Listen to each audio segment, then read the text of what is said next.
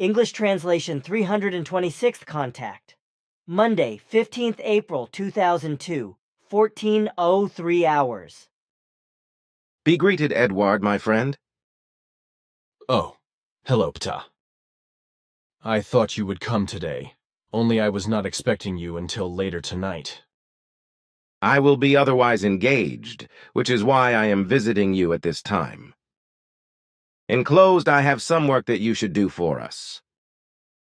Quetzal mentioned it.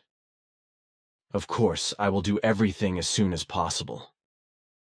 But tell me, why are you flying around with your ship so open and unshielded lately? Because once again you were observed when you visited me on 14th March at 6:12 HRs. Here, I wrote this sighting report yesterday for the August Bulletin. After I received 2 telephone calls late last Friday evening from people who were able to observe you when you flew here, and your ship must have shone like a big tree of lights.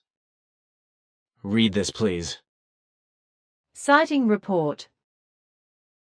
Telephone call, 13th April 2002, 21, 46 hours and 22. 13 HRs, in the presence of Madeleine, Hans-Georg, and Freddie. Mr. Meier, I know you on the one hand from seeing you, and on the other hand through television reports, newspaper reports, and journal reports. About 3 months ago, there was also a report about you in a Thurgau daily newspaper. But the reason why I am only calling you today is that we had to think for a long time whether we should say anything at all about what I am about to tell you. Furthermore, and this is actually the main reason why I am only telephoning you today, I and my 2 companions first had to process our experience to such an extent that we can understand what we actually saw with our own eyes. I would like to tell you, Mr. Meier, honestly that we never believed in UFOs and thought you were a nutcase. And we honestly thought other things about you. We are very sorry about that today, because through our experience we have gained a different picture of you. So we think today that the things you say are true and that the stories about you are told, written, and broadcast on television. But now I would like to come to why I am calling you so late in the day. It was 14th March, 3 weeks ago. When I came here early in the morning, from Dusnang TG via Sitzburg and Schmidruti, at about 0610 HRs, together with a colleague from work and my brother, I drove to work in my car in the Zurich Oberland. We saw a large, disc-shaped UFO with a fairly strong yellowish-white glow, flying from the south over the Schmidruti Army Complex towards the north, at an altitude of only about 200 or 300 meters.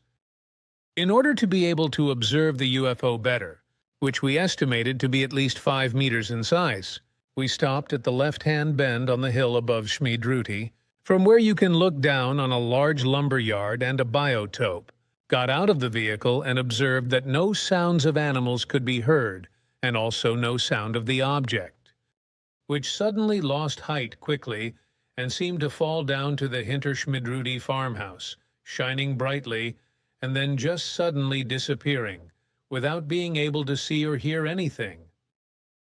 At first we actually thought that the UFO had crashed, so we climbed over the gate on the hill of the Hinterschmidruti farm and walked forward to check. But apparently everything was all right, because the homestead was in its place unharmed, and there was no sign of the UFO.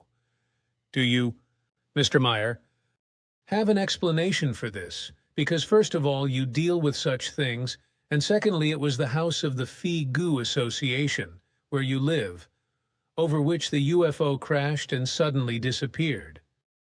Unfortunately, we cannot talk about our experience with anyone in our circle of friends and acquaintances, because with everyone we know, we would only make ourselves ridiculous, as we know from earlier statements when such things were discussed.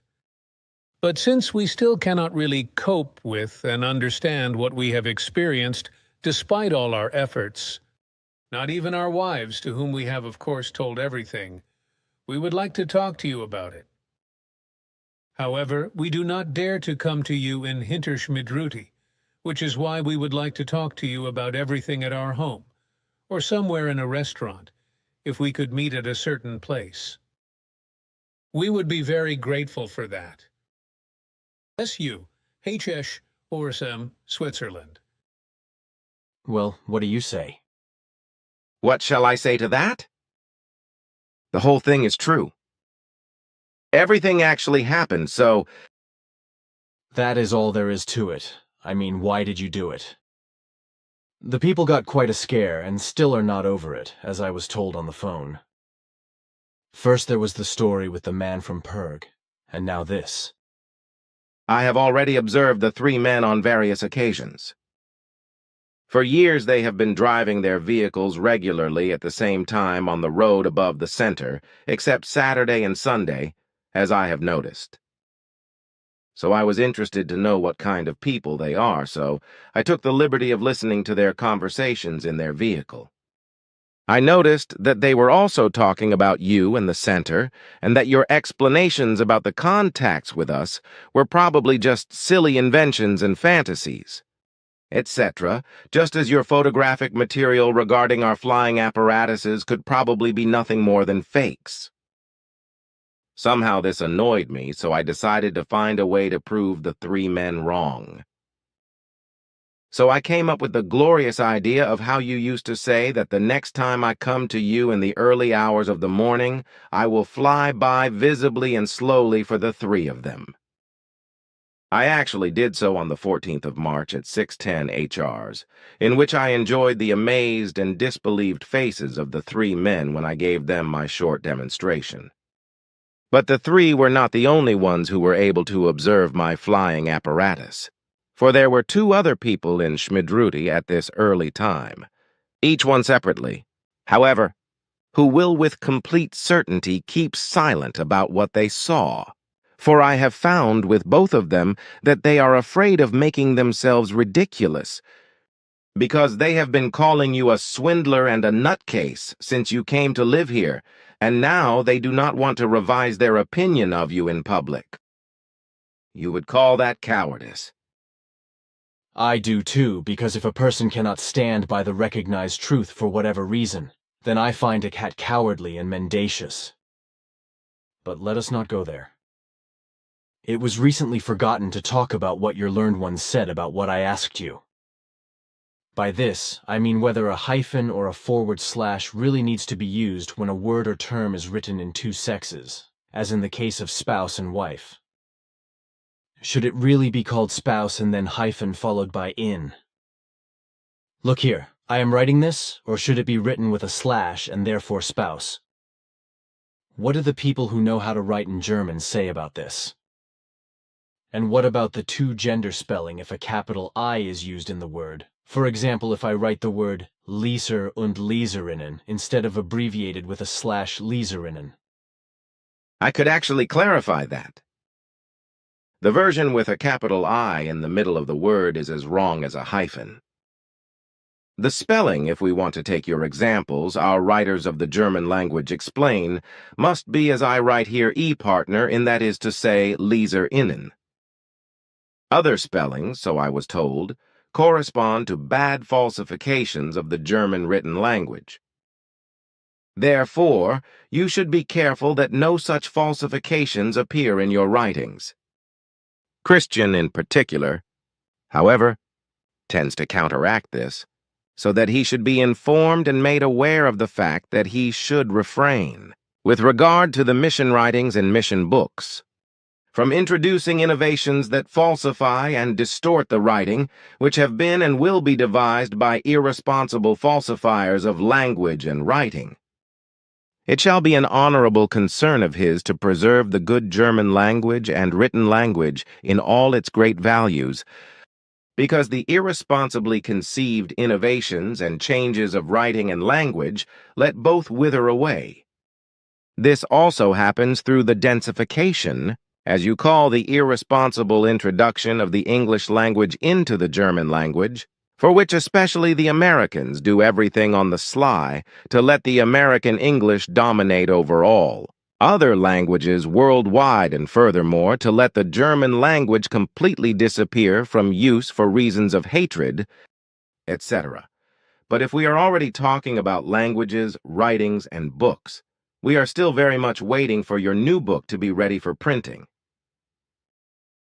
By this I mean your work, which you completed some time ago and to which you gave the title, Human Being of the Earth, I Wish You. For the time being, Bernadette is to devote most of her time to this work in order to complete it.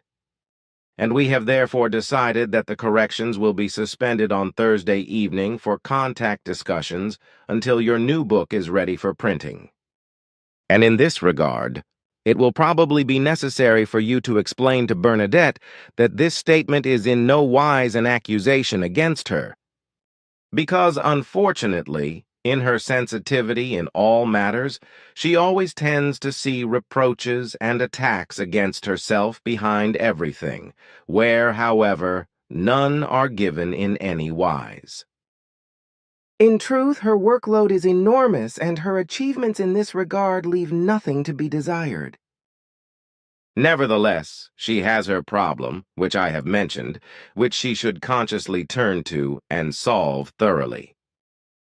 In fact, with this problem of her own, she always depresses herself through wrong thoughts and feelings, which damages her psyche. The reason why your new work should be finished for printing is not that she would not do her work thoroughly, but that the book is a work of enormous importance and has priority over the contact conversations, which have been circulated as block books, paperback draft books, for about 2 decades, and therefore the information necessary for contact has been circulating worldwide for a long time. For this reason, the correction work with the contact conversation should be stopped for the time being in order to create the necessary time for the completion of your new book, which as a coded form is of great importance. Oh boy, I have not thought of this book myself anymore. I will have to talk to Bernadette about that, even though I can already see and hear her wrong reaction. Only, well, I cannot get around to writing a new book at the moment. Otherwise, the problem would become even bigger. First of all, I have to make progress with the dream symbol interpretation in terms of the spiritual teaching. And on the other hand, there's a lot of other work to be done all the time, apart from what I still have to do for you. Do you actually know how many typewritten pages I have written for you since you took over the contacts with me in 1989? I can even tell you that very well because just 2 days ago we added our data on that. Since November 1989, you have made 3,615 densely written A4 pages for our spiritual leadership. Man, that is a few more than I thought. But tell me, my friend, there have been 2 earthquakes in Afghanistan in the last 3 weeks, and of course there have been many deaths. What caused this quake? Do you know anything about it? It did not remain hidden from us. The cause of the 2 earthquakes can be traced back to the Americans, who caused tremors deep into the earth with their tremendous bombardment, resulting in tectonic movements that led to the earthquakes. Several of us suspected it. Then I want to ask you something else. Some time ago I spoke to you about antibiotics, as I have done with Quetzal before. Now I would like to know how they work, what side effects they can have, and what you should or must be aware of when taking them. Even if you do not need antibiotics yourself anymore, as a doctor you will be able to give me information about it, no? Certainly. To say and to explain is this.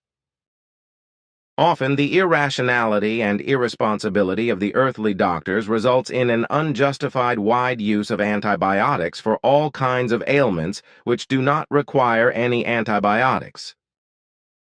This, as I explained earlier, as well as Quetzal, makes pathogens resistant to certain antibiotics, which makes medication pointless and useless. But this resistance of pathogens also results from the unjustified use of antibiotics in animal breeding and fattening. And this is due to the fact that humans then enjoy the antibiotic-impregnated animal meat as food. This means that he or she absorbs excessive and superfluous quantities of antibiotics into his or her body, which over time and due to the overdose of antibiotics, the pathogens slowly but surely become resistant to these valuable drugs. If antibiotics are used in an appropriate and responsible form, then it is a highly effective and sensible therapeutic drug with a very effective healing power. However, if it is irresponsibly abused, such as by senseless use or overdosage, as well as by criminal use in relation to animal fattening, etc., then this results in nasty disadvantages for humans, which can end in fatal consequences. With regard to the effect of antibiotics, there are two principles which can be described as follows. One form inhibits the growth of the pathogens, which is called bacteriostatic effect, at least in our country, while the other form kills the pathogens and thus exerts the bactericidal effect. In fact, there are also active substances which, when used in quite low doses, inhibit the growth of bacterial strains, whereas when used in higher doses, they have a killing effect on the pathogens. During application, it is of course important that the correct active substance or antibiotics are used depending on the pathogen. Apart from the very good active substances known to terrestrial medical science, such as penicillin, beta-lactams, macrolides, gyrus inhibitors, sulfonamides and tetracyclines, etc. There are many others, but these must first be researched and discovered by the Earth humans so that even pathogens that have become resistant to antibiotics can be used effectively and powerfully. What do we have to consider when using or taking antibiotics and with regard to side effects, etc.? When taking antibiotics, gastrointestinal tract disorders can occur because these drugs also work against the necessary intestinal bacteria, that is to say, not only against the pathogens. The necessary intestinal bacteria, which we also call intestinal flora, have the task of decomposing the food components, and it is exactly this bacterial flora that is brought out of balance by taking antibiotics, which can cause diarrhea, for example. Also, a real functional impairment of the immune system can occur, which is not seldom the case, but which, like the intestinal function, regulates itself again more or less quickly when the antibiotic therapy is finished. The diarrhea itself, if it occurs at all, usually lasts only a short time and is therefore temporary, so there is no need to stop the antibiotic. However, if this is not the case, and the diarrhea therefore continues, becomes more intense and even bloody, then the antibiotic drug must be discontinued immediately and the doctor informed. However, if antibiotic therapy is terminated in the normal way, it is advisable to follow a sensible diet, with foods of probiotic nature being of particular value. If there is a tolerance for it, then dairy products are very suitable for it. However, it is important to make sure that there is no risk of allergies or any other susceptibility to milk in relation to these products. In fact, for some people it is unhealthy in many regards. And moreover, it is in no wise the healthiest foodstuff, as it is sensationally propagated on Earth by milk producers and by industrial milk processors and dairy product manufacturers. In addition to probiotic foods, many dietary supplements can be used to regenerate the immune system and intestinal flora, such as vitamins, trace elements, and minerals. Various other preparations are also useful, for example, yeast cultures, Saccharomyces boulardii, and bacterial extracts from Bifidobacterium, Lactobacillus gasseri, and Escherichia coli, as these preparations are called in earthly medical scientific terms. Due to the use of antibiotics, the body also has an increased need for fluids, especially when diarrhea occurs. For this reason, the body should be supplied with more fluid as required, whereby all kinds of fruit juices as well as mineral-rich water and vitamin-rich teas are particularly suitable. Electrolyte preparations are also very useful for regeneration, which is why they should also be considered. As I know from experience and from my family doctor, the doctor always gives a certain amount of medication to the patients, calculated exactly according to the days during which they have to be taken, so that the illness is really cured. But now there are many humans who do not take the rest of the medication completely when they are feeling better again. But this is a mistake, because even if there is a great improvement and a certain well-being, the precisely calculated medicines must still be taken, because only this guarantees that the disease is really and truly cured. If, however, the prescribed drugs are omitted prematurely, then the disease cannot usually be really cured, and therefore it will continue to exist underground and may break out again sooner or later. This applies, I am told, to all medicines, including antibiotics. That is undoubtedly correct. Every person who falls ill and is provided with medication by a doctor should never stop any medication therapy prematurely, but should keep to the dosage prescribed by the doctor and thus take the medication given to him or her in full. Even if the symptoms of the illness have subsided, the condition has noticeably improved, or if the symptoms have disappeared completely. The medically prescribed drug dosage is always calculated in such a manner that the medication will last for a few days, beyond the time when a sense of well-being will revive the body. If, however, the medication is discontinued or stopped early, the germs are not completely destroyed, which increases the risk of a relapse, and the remaining pathogens become resistant to the medication if they are able to adapt to it over time.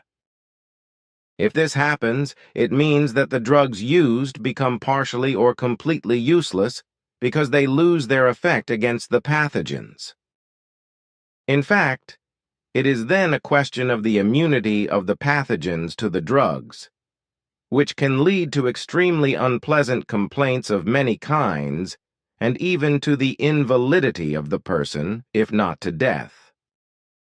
Therefore, when taking medication, care should always and under all circumstances be taken to ensure that the rule of complete drug therapy is observed and not broken.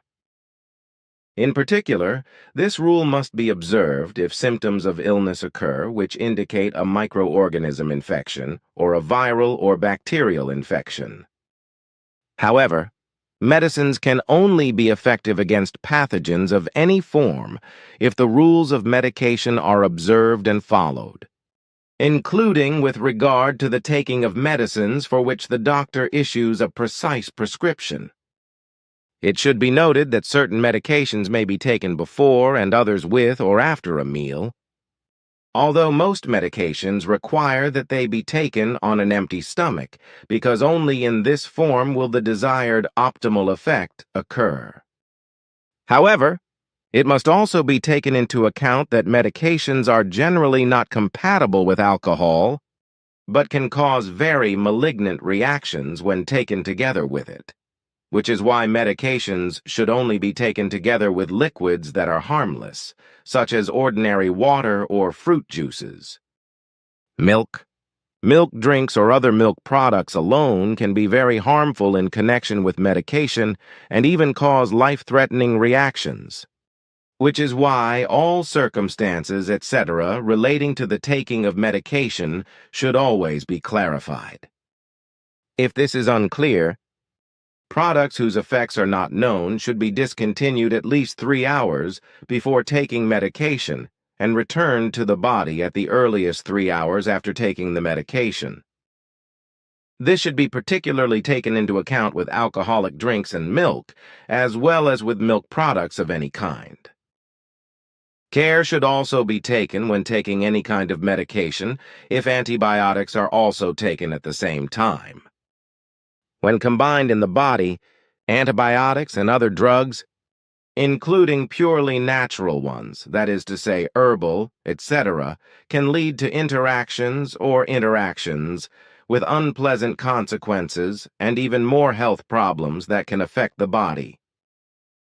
But what can also be the case is that the antibiotics or the other drugs lose their effect partially or completely, whereby any ailments or diseases cannot be avoided or cured.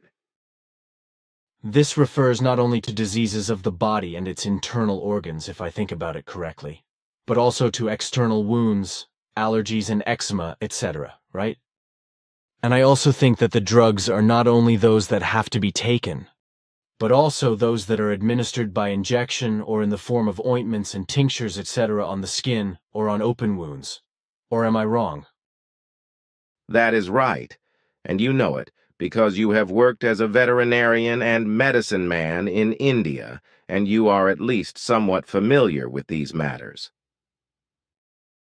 So why the question? Our conversation is being written down, so it will be read by a lot of people, I hope, because this information is important.